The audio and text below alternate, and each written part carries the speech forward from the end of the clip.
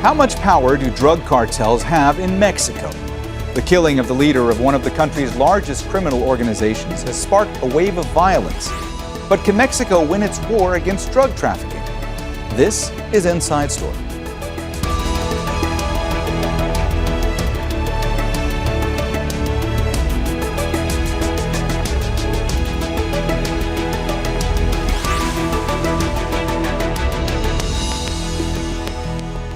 Hello and welcome to the program. I'm Mohammed Jamjoom.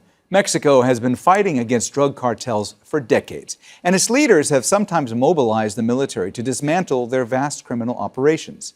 This week, Mexican forces killed the leader of one of the country's most powerful drug gangs. It set off a wave of violence across the nation, putting its security at serious risk. Successive Mexican presidents have campaigned on curbing the flourishing illicit drug trade and resulting violence. But how have drug cartels managed to keep their hold on Mexico and some other countries in Latin America? We'll talk to our guests in just a moment, but first, this report by Imogen Kimber. Burnt out cars, gutted supermarkets, closed schools, and roadblocks. This is revenge for the killing of Mexican drug boss Nemesio Oseguera, known as El Mencho. He was injured in a military operation while in Tapalpa, a small town in Jalisco state. El Mencho was shot after being captured by Mexican special forces, but died while being taken to hospital. The Jalisco new generation cartel he created is extremely powerful. It has a huge arsenal of weapons, including rocket launchers and armoured vehicles. And its reach is huge, operating across most of Mexico and trafficking tons of drugs abroad. The violent response to his death was seen in more than half of Mexico's 32 states. The operation and aftermath killed at least 74 people, including dozens of members of the National Guard. People in Mexico see the response as a show of strength by the cartel. On one hand, it's definitely a strong blow to organised crime. However, you also have to recognise that the damage they cause us as citizens is huge. The killing of El Mencho may leave a power vacuum in his cartel and in Mexico's narco-trafficking landscape, causing more violence as other cartels see an opportunity to increase their power. Unfortunately, it's not the first time we're experiencing this, but this time it does seem a little bit more worrying because there's no successor to these cartels. And well, we hope that truly our president does something for us, protect us, because honestly, fear is everywhere on the streets. Many Mexicans worry about Washington's involvement in the operation after Donald Trump's threats to send troops to fight cartels. But President Claudia Sheinbaum says the US only shared intelligence. There is no US participation in the operation. The understanding with the United States is based primarily on the exchange of intelligence information, but the entire operation, from planning onwards, is the responsibility of the federal forces, in this case, the Ministry of National Defense. However, after El Mencho's killing, Trump posted on social media that Mexico must step up their effort on cartels and drugs. But as this operation shows, the risks that come with taking on the cartels will be felt by the people on the streets of Mexico. Imogen Kimber, Al Jazeera for Inside Story. All right, let's go ahead and bring in our guests. From Mexico City, we're joined by Sergio Aguayo, a professor at the College of Mexico. He specializes in organized crime. Chris Dalby is in Maastricht in the Netherlands. He's the author of a book about the cartel that El Mencho founded, CJNG, a quick guide to Mexico's deadliest cartel. And in Albuquerque in the U.S. state of New Mexico is Michael Vigil. He's a former chief of international operations at the USDEA, the Drug Enforcement Administration. Thanks so much for joining us today. We appreciate your time here on Inside Story. Michael, let me start with you today. I want to ask you first a very general question. Just how powerful are drug cartels in Mexico? And will the killing of El Mencho, from your vantage point, actually weaken the power of this particular cartel, the Jalisco New Generation cartel, the one that he headed? The cartels in Mexico, especially the Sinaloa cartel and the Jalisco New Generation cartel, are extremely powerful because they're polydrug trafficking organizations. They generate wholesale violence And then apart from that, they've diversified and penetrated a lot of legitimate industries, like, for example, the $3.5 billion avocado industry, the lemon lime industry. They're engaged in huachicol, which is the theft of petroleum from the Mexican Pemex pipelines. And they operate in 6 of the 7 continents. They don't operate in Antarctica because no one lives there. Their supply chains are very strong. And unfortunately, here in the United States, we have a tremendous demand and consumption for illegal drugs. But the cartels, are extraordinarily powerful in Mexico. And then they're supplied with military-grade weapons by people here in the United States. Most of the weapons that are found in Mexico come from the United States. Sergio, I want to ask you a similar question. From your vantage point there in Mexico City, I want you to help our viewers understand the reach of this particular cartel, and also to try and explain how big of a figure El Mencho was and how far and wide the reach of this cartel was. Very good questions. Let me just add that part of the problem, or one of the reasons for Mexico being the headquarters of the most important criminal organization in history, is that we are neighbors with the U.S. Our geopolitical situation is extremely important. You put a map and you can see how relevant we are in the Caribbean basin. Second, the cartel has taken advantage of that vicinity, and I can go back to that later, although Michael gave an excellent presentation summary. But another 2 factors that I will add briefly is the tolerance, the complicity, the corruption of the Mexican authorities that have tolerated that to happen, and the support that criminal organizations have within society. Because there is a part of Mexican society that is in full agreement with the culture, the goals of the organized cartels.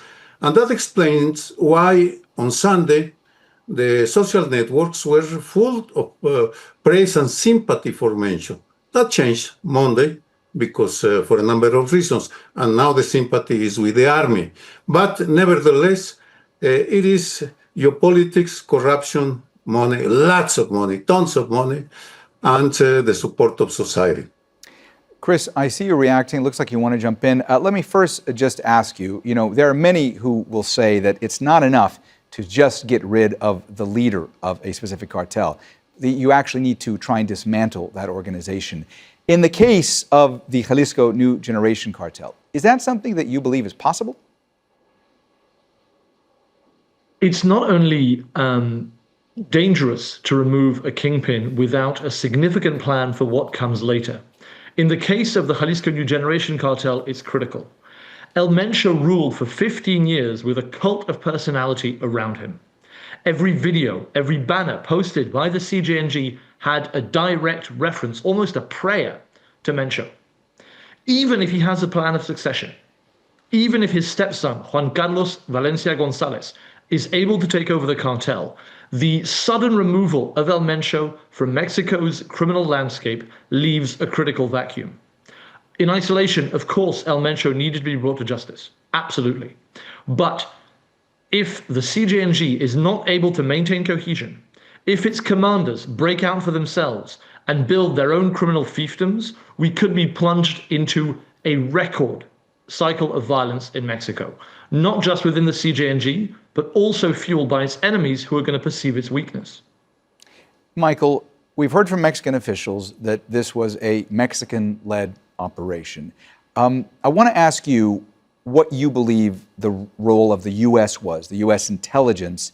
What role did they have in this? And typically, what type of role does U.S. intelligence play when it comes to other operations of this size and scope? Well, basically, in January of this year, in what we know as the Northern Command, military command here in the United States, they formed a multi-agency task force to start collecting intelligence on the El Mencho and then also the Jalisco New Generation Cartel. They provided some information as to the whereabouts of El Mencho, but I have to give credit because all of the credit, 100%, lies in the hands of the Mexican government because they executed a tremendous operation. And it not only involved the Mexican army, but it also involved the Mexican Air Force. And they learned from past operations. For example, the first capture of Ovidio Guzman in Culiacan, Sinaloa, several years ago. And a force of 30 National Guard members went in, captured him, but then they had to release him because there was a tremendous reaction, very much like the one we're seeing now with the death of Mencho, and they needed helicopter support. And in this case, they did that.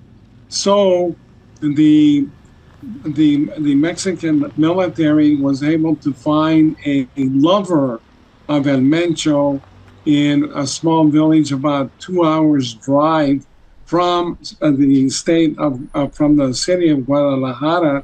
They followed her to a house which was isolated in a wooded area, and they confirmed that El Mencho was there, and they executed the operation. They met resistance.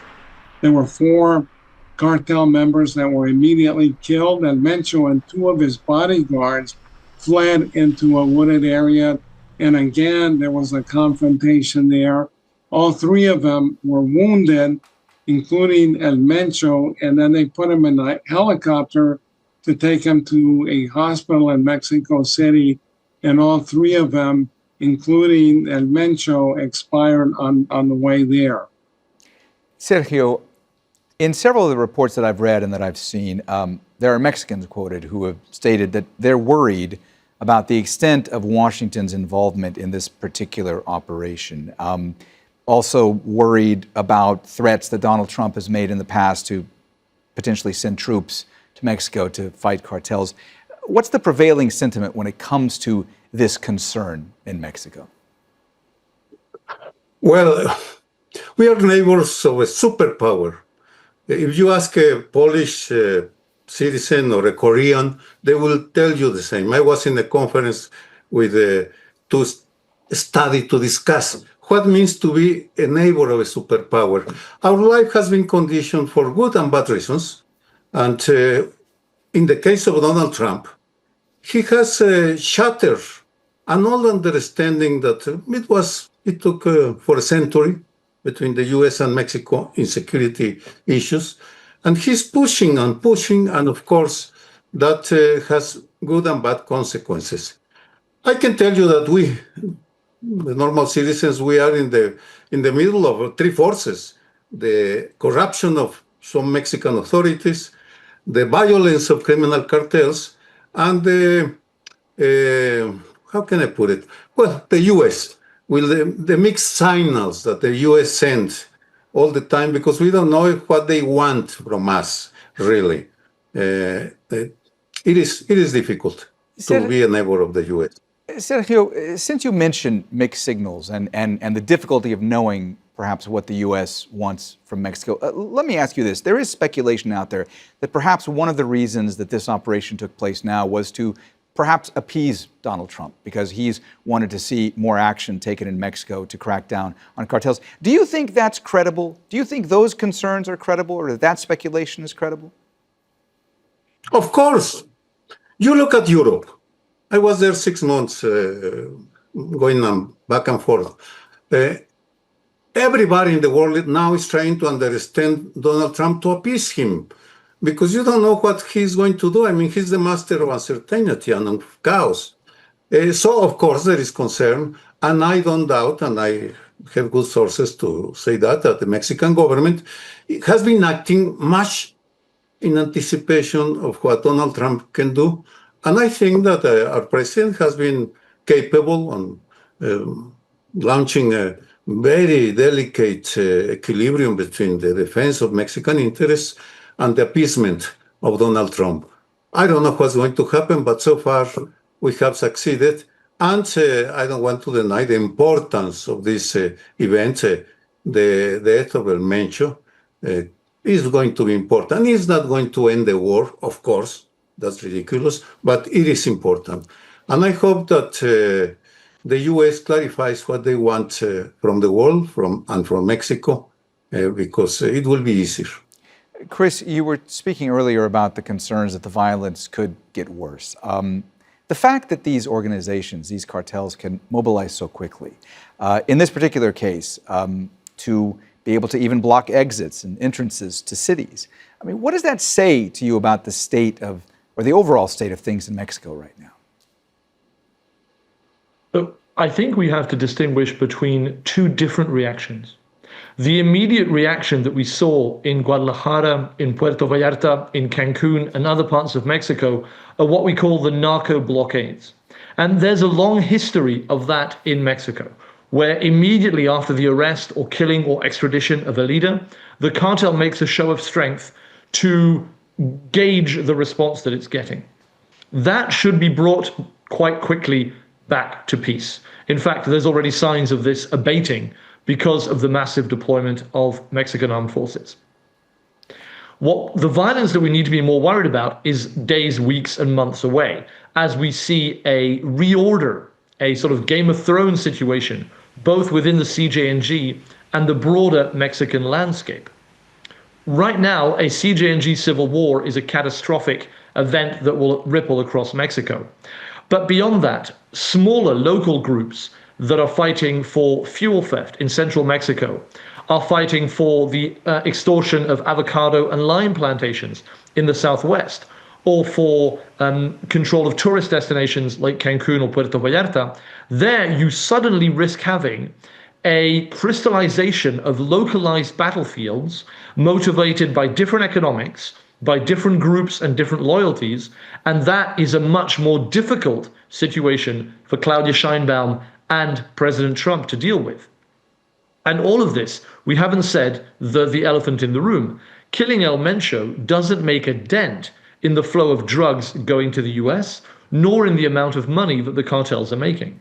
Sergio, I see you reacting to what Chris is saying. It looks like you want to jump in, so please go ahead. Well, yes, I fully agree with what he's saying, because part of the problem is that nobody in the US or Mexico, I mean the governments, have told us what is the size of the monster. You don't find anywhere a full description of what is the power of organized crime in Mexico. What is its reach in Australia, Europe, the US? They are everywhere now. Why is that so? I think we are facing something different, a globalized phenomenon of the 21st century of organized crime as an international actor. And that has to be assumed by everybody.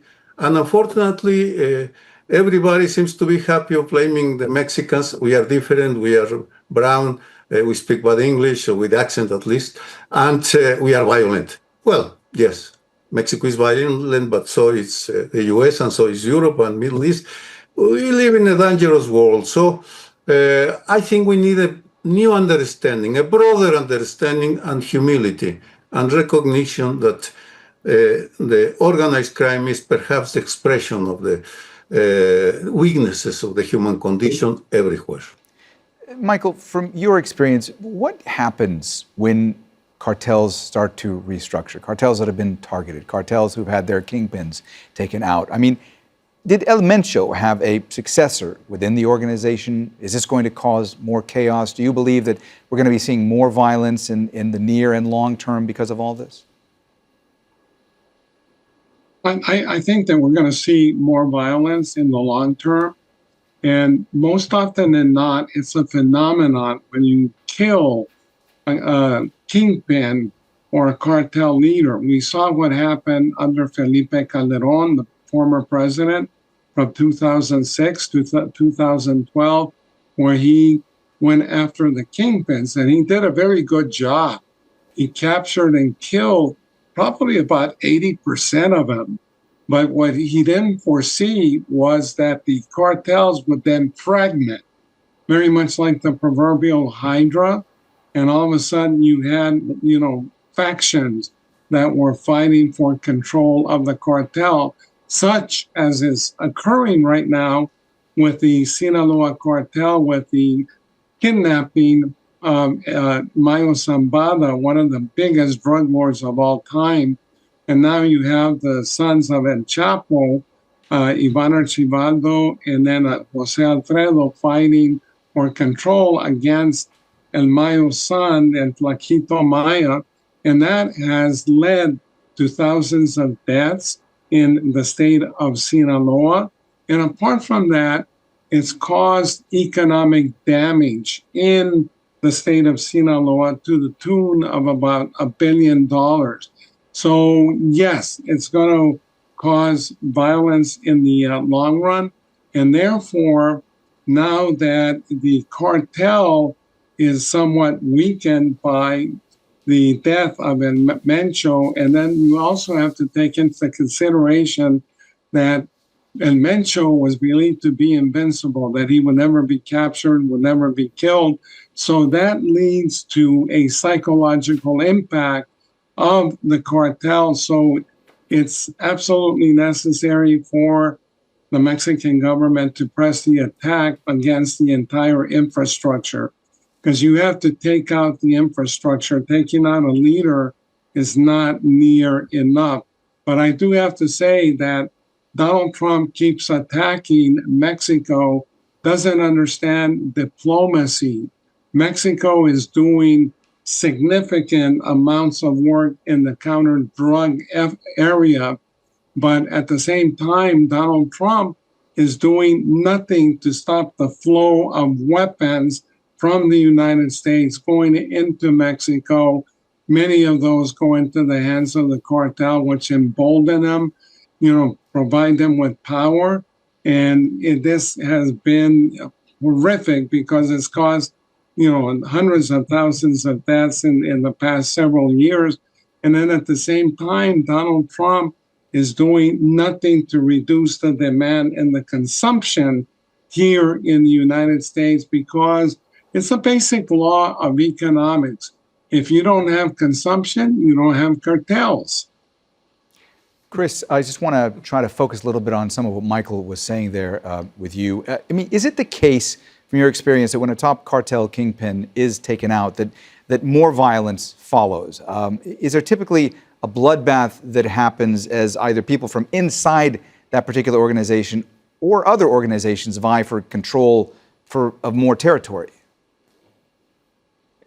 While El Mencho is a particularly important kingpin, we've been here before and we will be here again. Research from 10 years ago showed that in the year after the removal of top kingpins, violence went up 80% in the town or state that they were killed or arrested in. I would not be surprised if in 10 years we're here again with different names and a different cartel name and a different boss name, but for the same reasons. As Mike alluded to, when you're not doing anything to offer young people that are being recruited by these cartels an economic alternative, when you're not doing anything to reduce drug consumption in the US, when you're not doing anything to choke off these cartels financially, which we know is the only way long-term to weaken them, we're going to be here again and again. Sergio, let me ask you, is what we're witnessing now, is this essentially just showcasing more than anything else that it's ordinary citizens on the streets of Mexico that are most impacted when cartels are challenged and targeted? Yes. And let me give you a concrete example that brings me to another phenomenon of this century, the big tech. The cartels in Mexico, the Jalisco Nueva Generación especially, are experts in recruiting kids and teenagers for fighting the war. They use TikTok, YouTube, Facebook, and the owners know it. And the government doesn't do anything because the Mexican government is afraid of challenging the big tech because Donald Trump protects the big tech.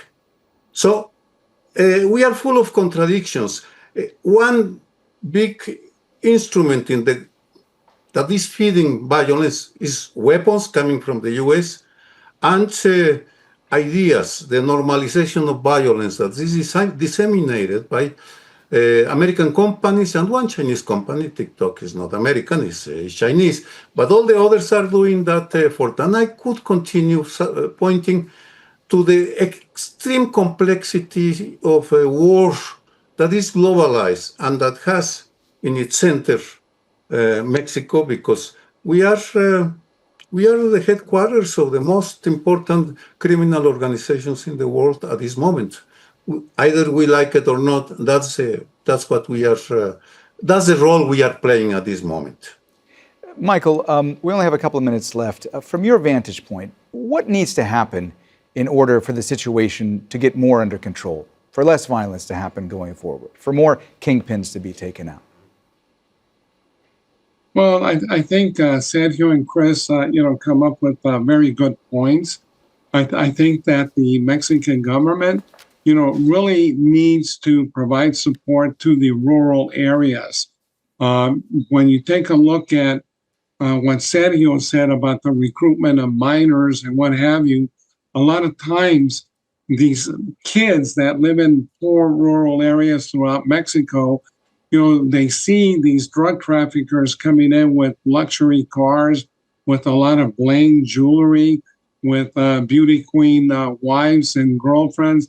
And that's what they want to emulate. They want to emulate that. But we need to work together. The United States cannot be pointing fingers all the time. We need to do a better job here again, controlling weapons, controlling the demand, working with Mexico, because I think the sharing of information is absolutely critical to dismantle these organizations. We can't just go after the kingpins. We have to go after the infrastructures of these organizations.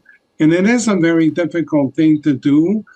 But again, I'm very critical of Donald Trump, attacking Canada, attacking Mexico, now attacking Colombia.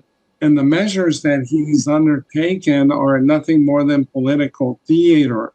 But we also really, really need to educate the public, create public awareness.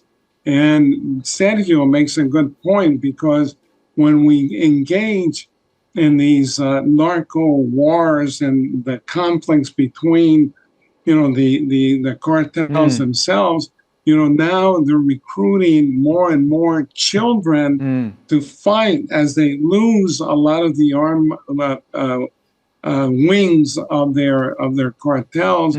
They're recruiting more children, and that's a disaster. All right, well, we have run out of time, so we're going to have to leave the conversation there. Thanks so much to all of our guests, Sergio Aguayo, Chris Dalby, and Michael Vigil. And thank you, too, for watching. You can see the program again anytime by visiting our website. That's aljazeera.com. And for further discussion, go to our Facebook page. That's facebook.com/AJ Inside Story. You can also join the conversation on X. Our handle is @AJ Inside Story. For me, Mohammed Jamjoom, and the whole team here, bye for now.